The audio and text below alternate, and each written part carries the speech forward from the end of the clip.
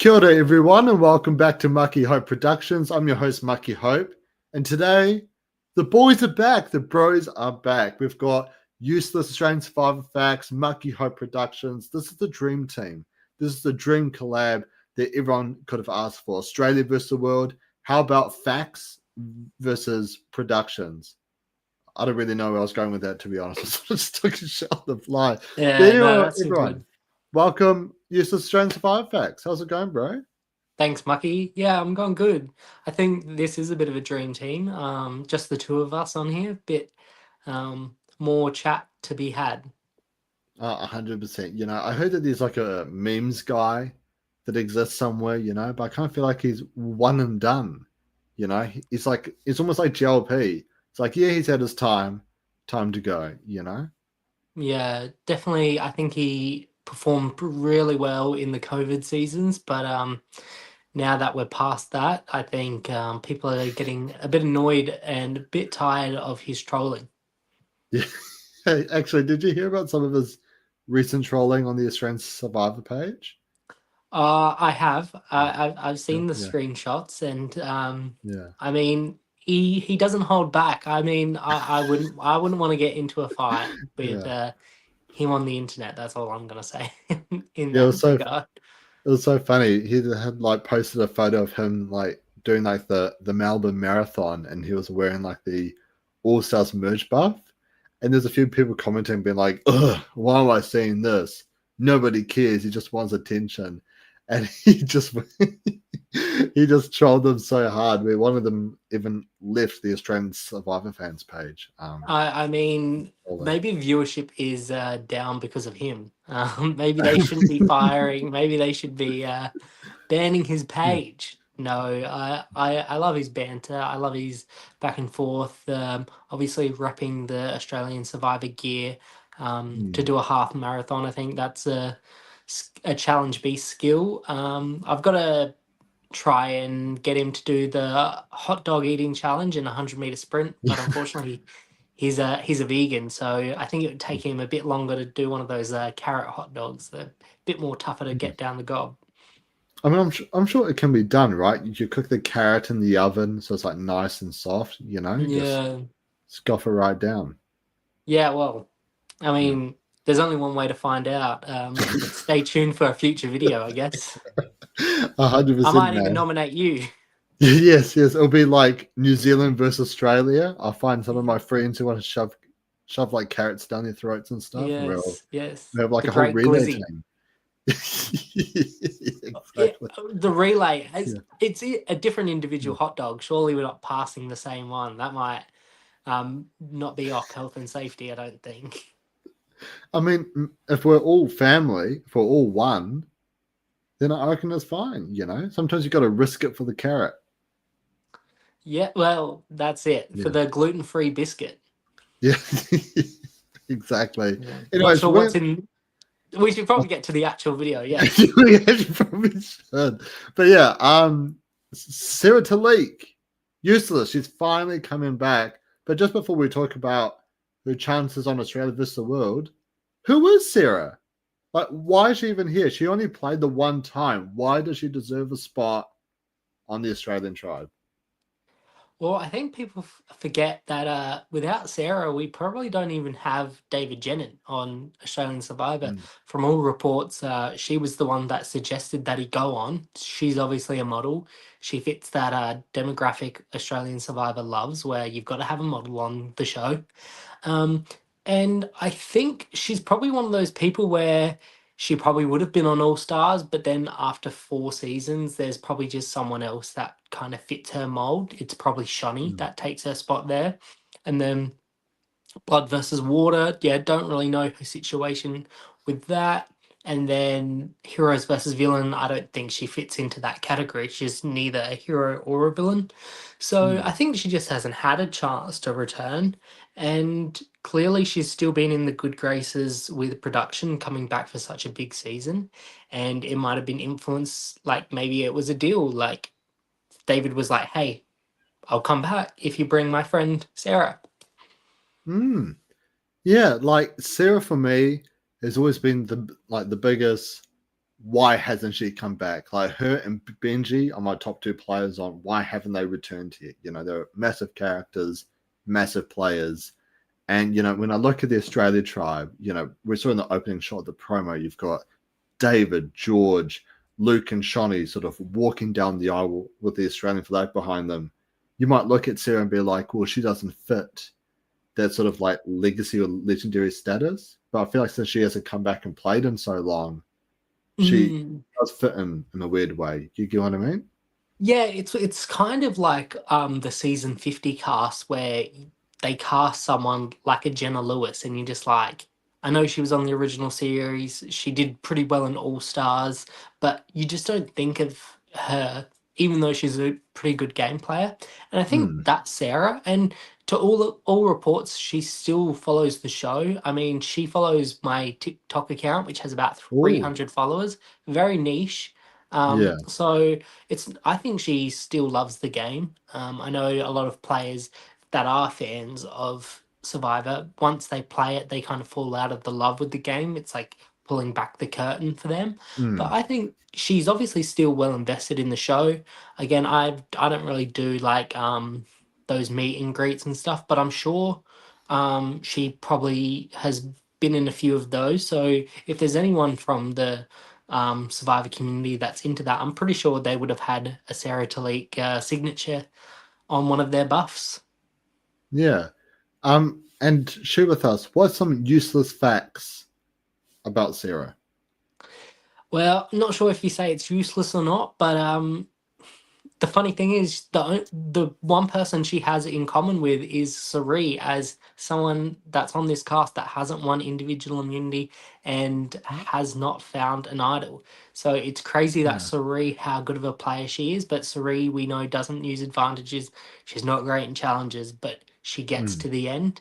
Sarah's the same. She attended uh 12 tribal councils with where voting was done. She Mhm. was in another tribal council where Peter mutiny, but she voted correctly every single time except for her where she got booted, and one where she it wasn't really a split vote, but she did put a stray vote on someone else just in case there were idols. Yeah. So she's one of those players where she just knows how to position herself. And Yeah. again, it's pretty impressive. And it was the second ever season of Australian Survivor, so there was no real blueprint of how to play the game yet. But she was playing that very undercover kind of role. And if it wasn't for players like Jericho and Luke, who were, they like to stir the pot, it probably would have been Sarah that goes on to win that season as the other players that were playing, apart from your wild cards. And again, they were all players she had to play with. So she had to play with Luke, Mm. she had to play with Henry, she had to play with Jericho. So it's one of those ones. Maybe if she's on the other tribe, if she's on Summertown, she might actually win that season.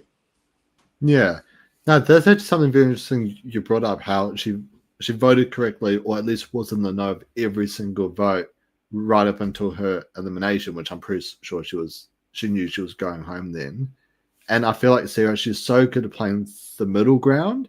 Like I was watching some highlights of her just before we started, and she was like with Luke, Jericho, Michelle. She was with like Henry, Jackie, and Kent. She was with Mark and Sam, and everyone felt like she was on their side, and And no that one was had any doubts. that was probably her downfall in the end, and we have seen it where playing the middle is sometimes it's the safest place to be, and it's also the most dangerous place to be because while everyone trusts you, no one trusts you at the same time. It's such a great area in Survivor. It's like if when people know you're with one side, you can be targeted. But then if you're that committed to one side as well, sometimes you get carried. So when you play from the middle, no one's going to carry you, but because you have the knowledge, you know where to side, which way. And again, yeah, so Sarah was able to go any which way, and she actually did put her neck out for Peter pre-merge, Mm, and then he ended up mutiny, and then she was lucky that Odette was not really that big of a game player that no one really wanted Odette to come to merge, not knowing yeah. where she stood. So Sarah didn't have the greatest of luck with tribe swaps and all that, but she did well in her situations. And yeah, she probably, maybe if she was able to win immunity or find an idol, she could have made the top five.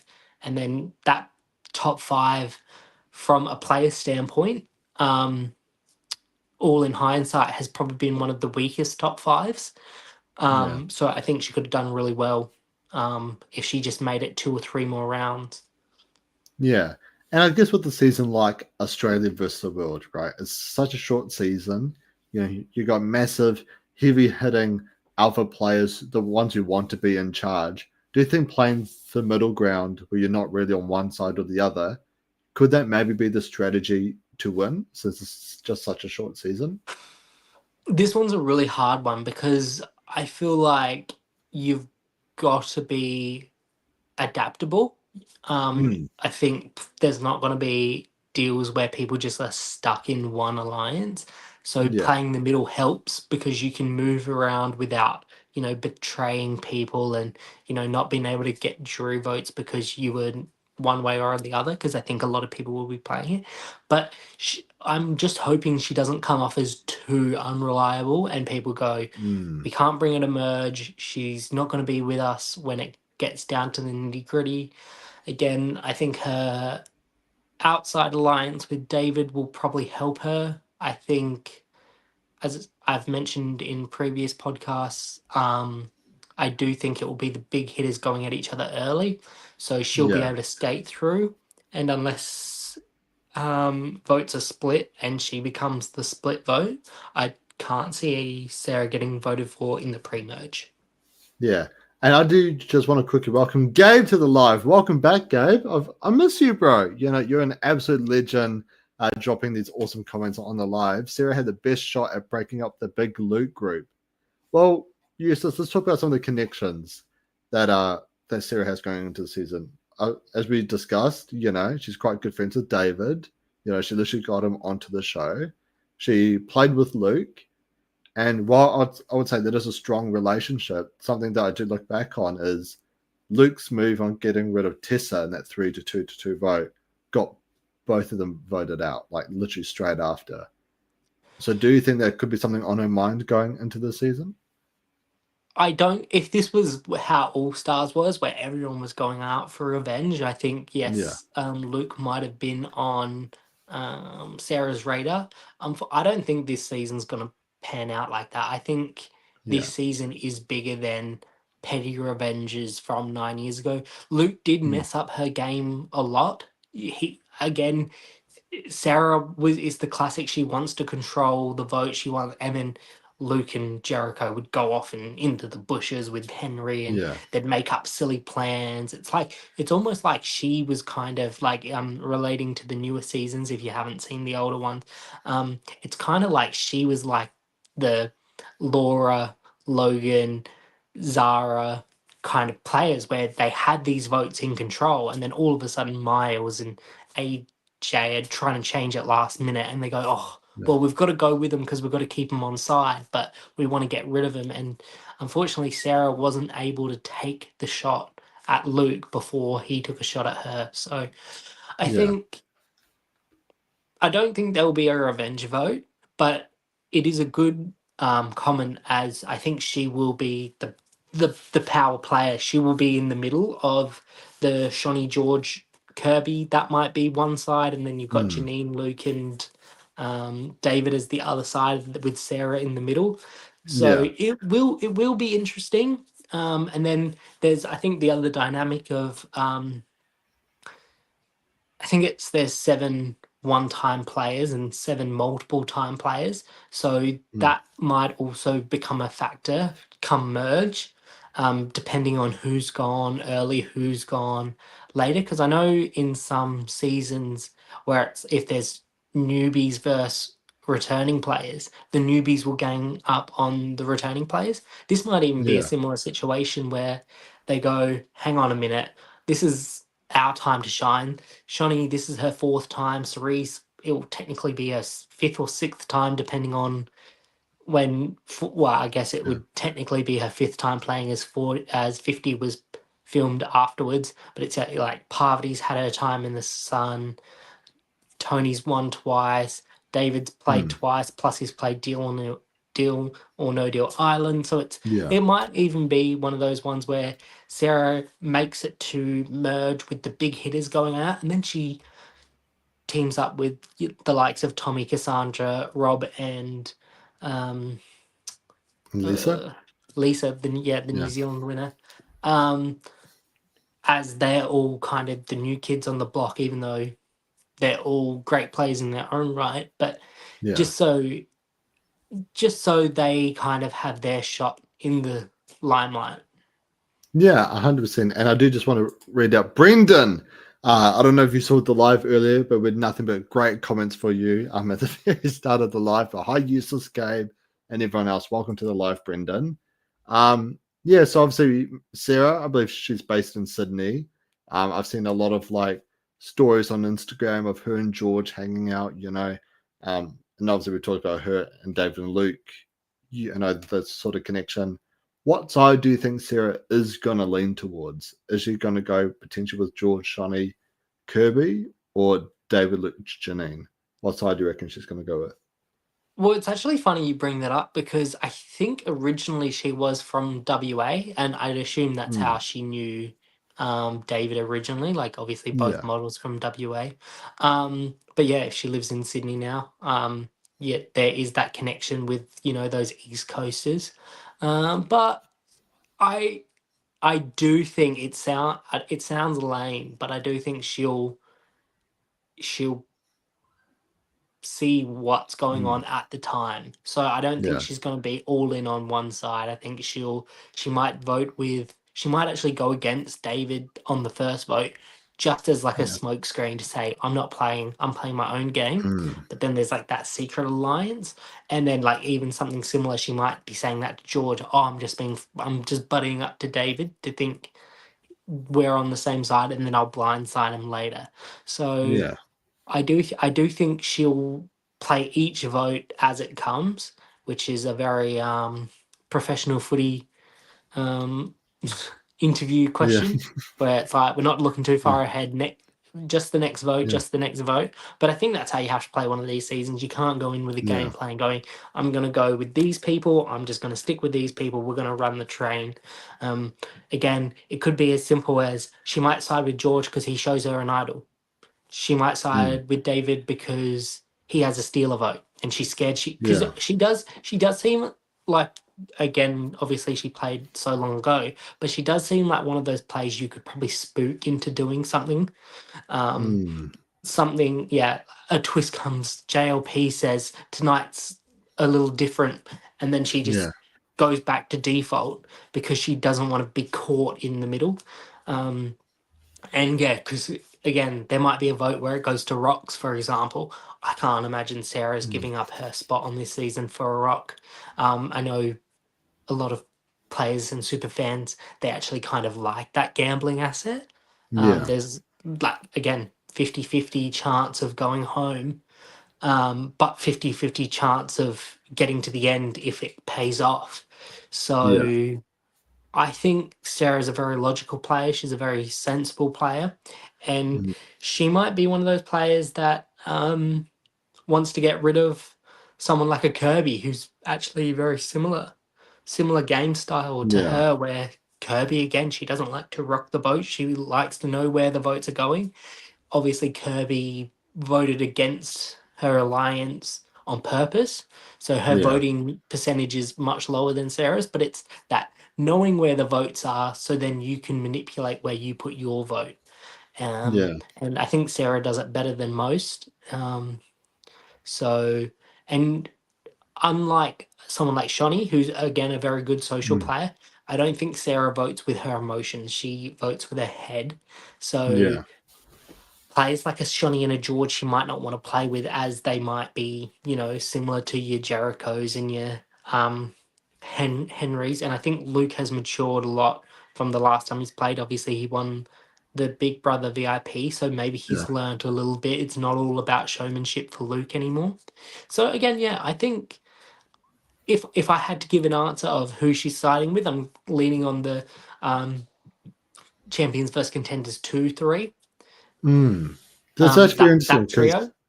because I actually think she'll side with the other so the Oh, other trio, because something I've thought about is, this is Sarah's second time playing, right? And I feel like people coming here, whether if you're Lisa, if you're Tommy or Cassandra or even Rob, you want to make like a name for yourself, right? You want to make like a name for like, your country survive and stuff. Obviously, New Zealand and South Africa have discontinued.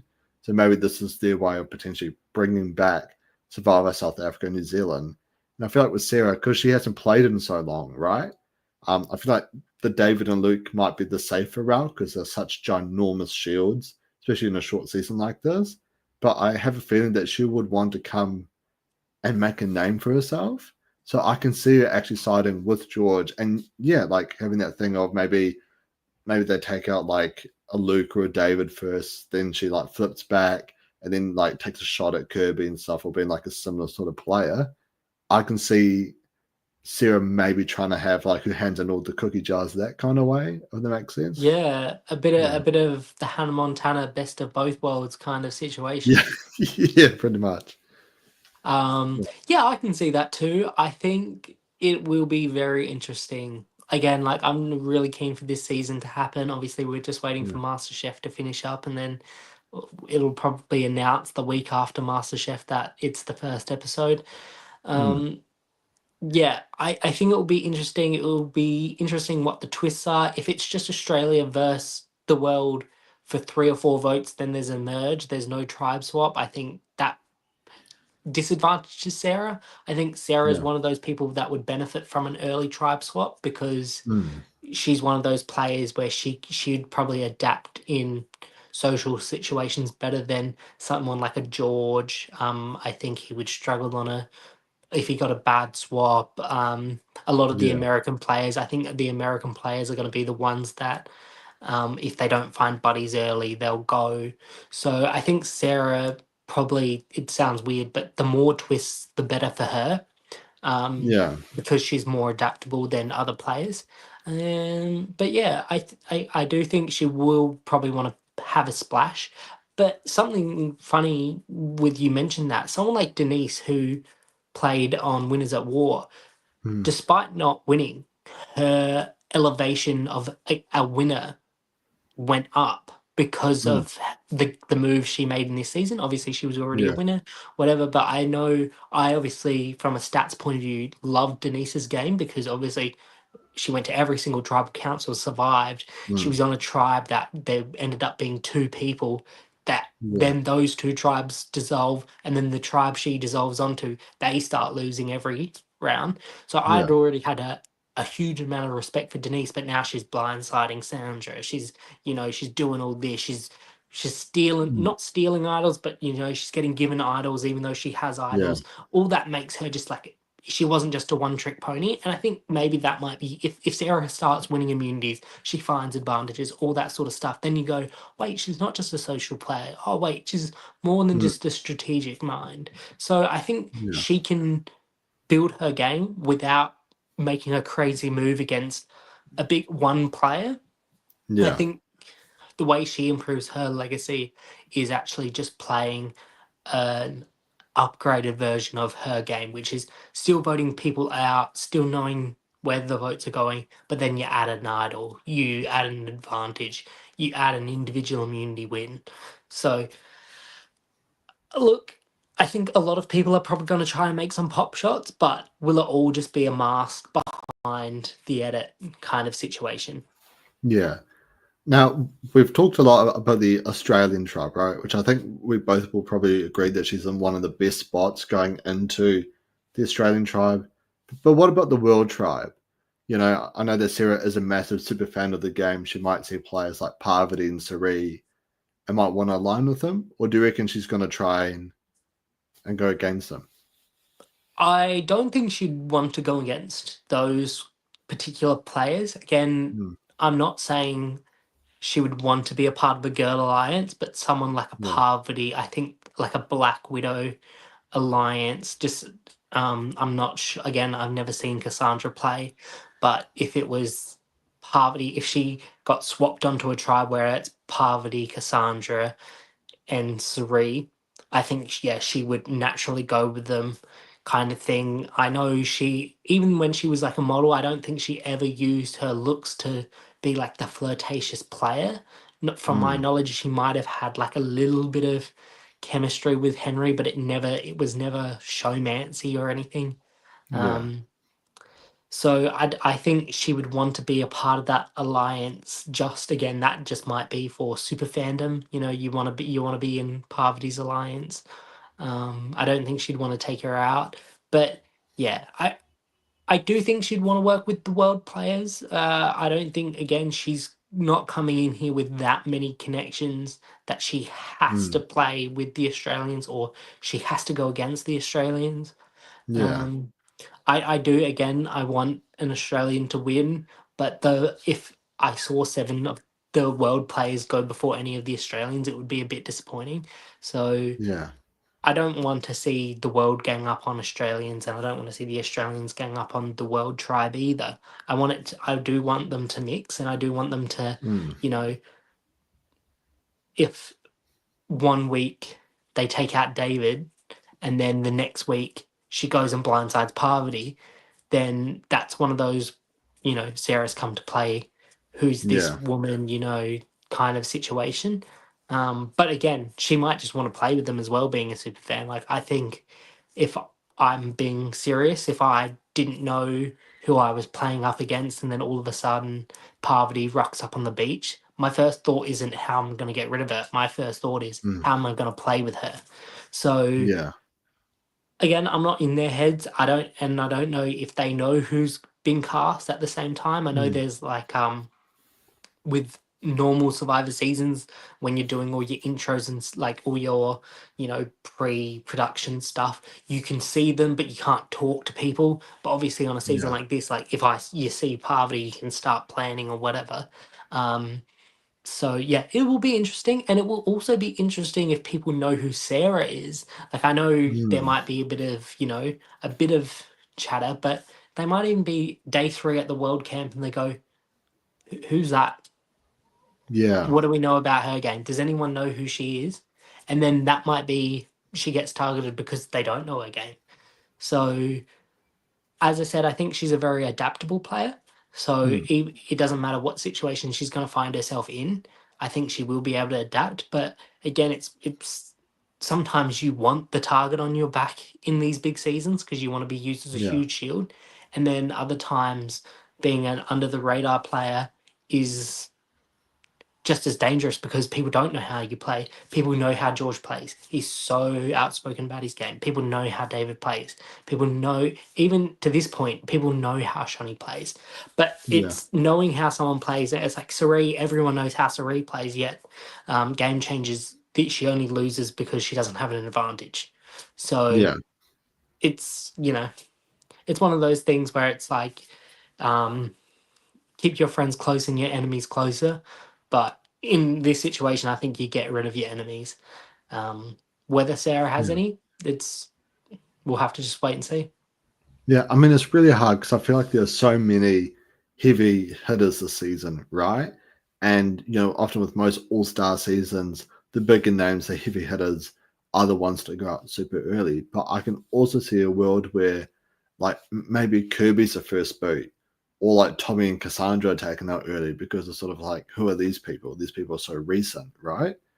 Do you think there will be a danger for Sarah on the season, or do you think that, like, even if that was be the case, she'd be able to adapt and survive that Yeah, period? well, with when you're talking about that, those usually the percentage of those big hitters, as much as we want to see the best of the best come back, usually on an all-star season, maybe it's 30 to 40% are those big hitters. On this Yeah. season, I would say it's 80% big hitters. Mm. There's, again, even Cassandra and Tommy, there's not much known about them, minus a few wiki searches to see how many votes they've got correct, how many immunities they've won. Yeah. But in their own regards, they both made the final. They obviously didn't get the votes to win, but they both made the final. You've got 5 winners on this cast, four on the four on the World Tribe and one on the Australian Tribe, and then you've Hmm. got Shawnee, George, and then like even Kirby. I mean, Kirby's so recent that I think people still think of her as a big hitter. No one's thinking, Yeah. oh, she finished fifth a couple seasons ago. Like, who is she? She won 4 individual immunities. She gave up individual immunity, and no one even targeted her. Yeah. She was basically the um the best to not win kind of in that season. So yeah, I don't think the we'll go for the big hitters first because I don't think there's any non-big hitters in this season. You could Yeah. argue Sarah, you could argue Janine, but again, Janine just as a person is a big hitter. Like on the outside world, I'm sure people have probably heard of her not even knowing she was on Survivor, but they know who she is because she's like that big of a presence. I mean, she's getting her identity stolen for people to sell scam courses. I mean, maybe they've seen her. Yeah. Maybe they've someone's tried to sell a course with Janine's face on it. So it's like um, these big heavy hitters in these seasons. If you're targeting heavy hitters, there'll only be 2 people left at the end, and people will be like, "How's this happened?" So I don't think that's going to happen this season. Yeah, no, that would have been so funny if like one of the players sees Janine and it's like, you scammed me like $3,000. I'm gonna get rid of you. So that'd be a great way to vote someone out. But we do have a comment here from Gabe. Don't think production leading them swap until merge. It's too short. I mean, I can still see a swap happening. I think it's a small merge. Yeah, What's your I thoughts do. on that, I Yusuf? do think with that, it wouldn't even surprise me if we incorporated the American twist where drop your buffs. We have not merged. It's a mergatory. Yeah, Um, something like that. I can't see 4 rounds happening. So 2 people going from each tribe. Te- 10 people then have merge buffs, and then you kind of they slug it out from there. I think. I know they'd probably want to keep the Oz versus World theme alive for a couple weeks, but yeah, yeah, I think you've got to have even if it's that they do a tribe swap and then you still make the jury, but you don't actually make the merge yet because what mm, if it's a final 2, you need at least 7, so that means that 5 people don't make the jury, and that's minimum. So I would even like to see a season with this little contestants that you know, 11 people make the jury, it's a final 3.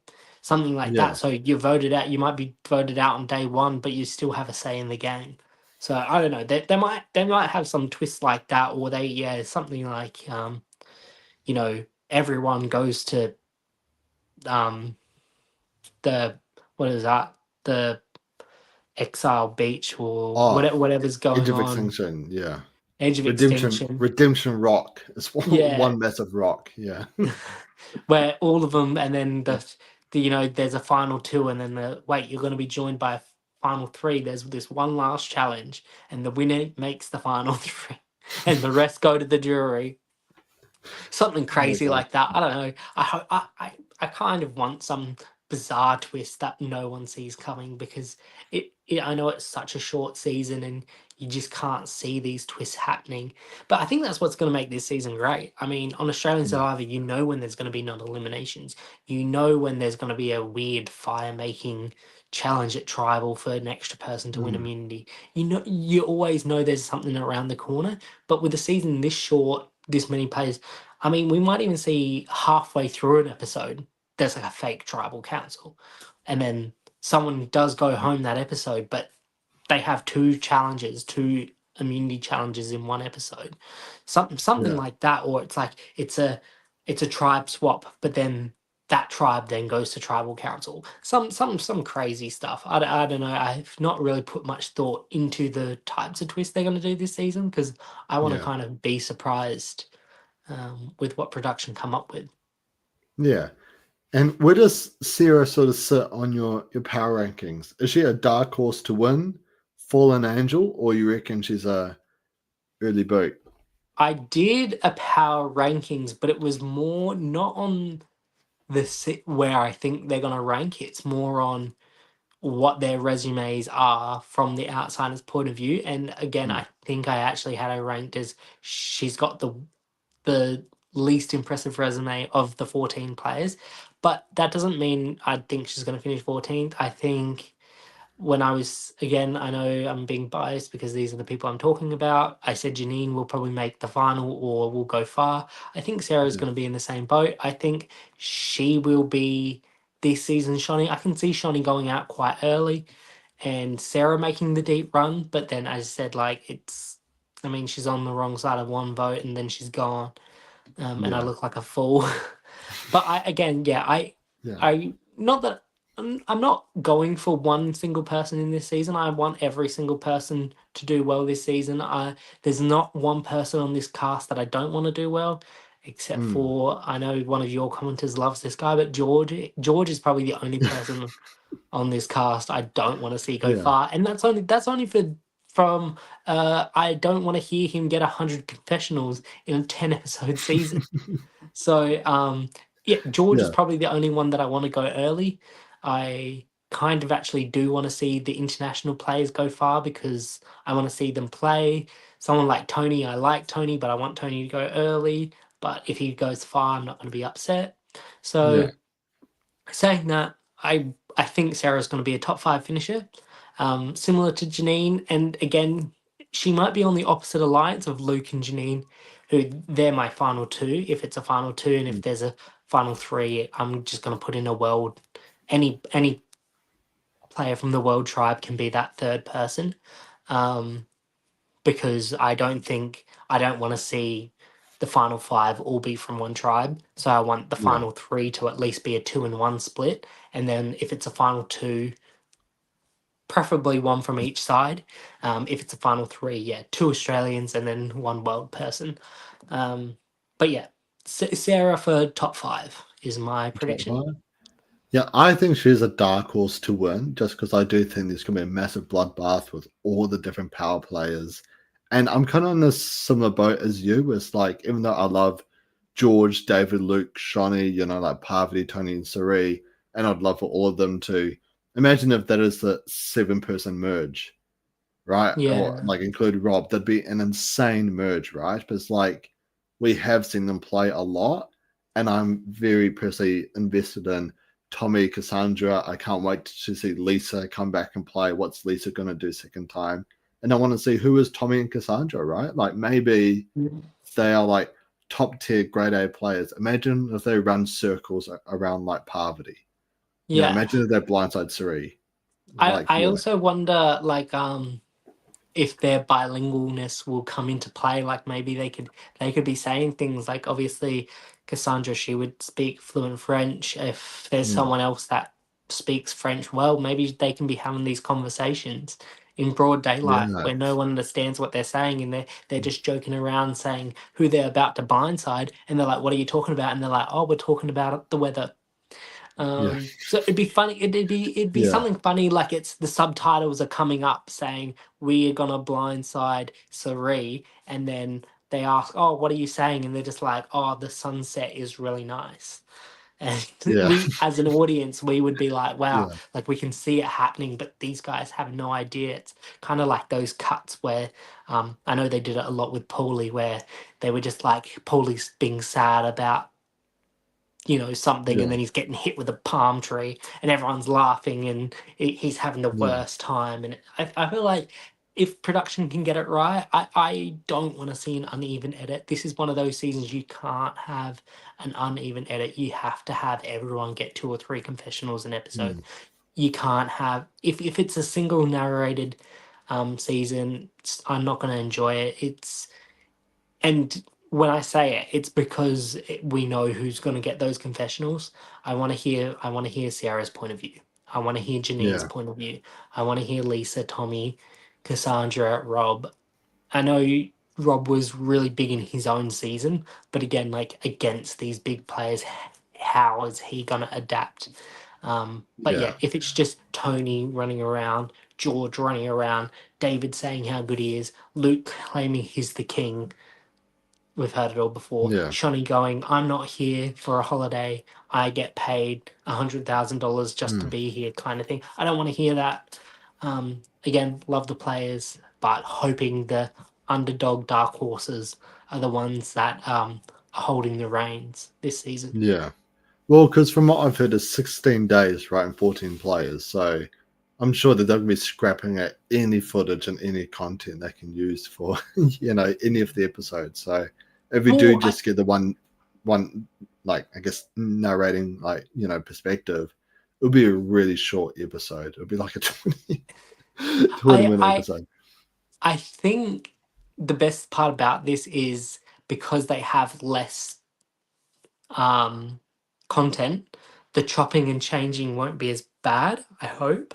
But it's if you've ever watched one of those fan survivors, I used to watch them quite a bit back in the day, but they used to do that over a weekend and they'd have 10 episodes. So I don't Yeah. think time is going to be like if you think about it, the challenges aren't going to be any shorter.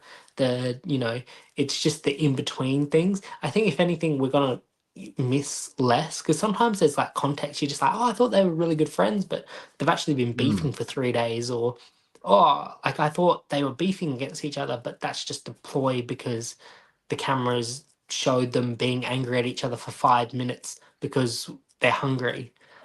So I think the shortened down season will mean it will be less produced, Yeah. more raw, and it'll actually tell a better narrative. Yeah. And one final comment here from Gabe. Sarah gets a deep run unless if she's targeted for obviously being in the middle, like Sarah and Kagayan.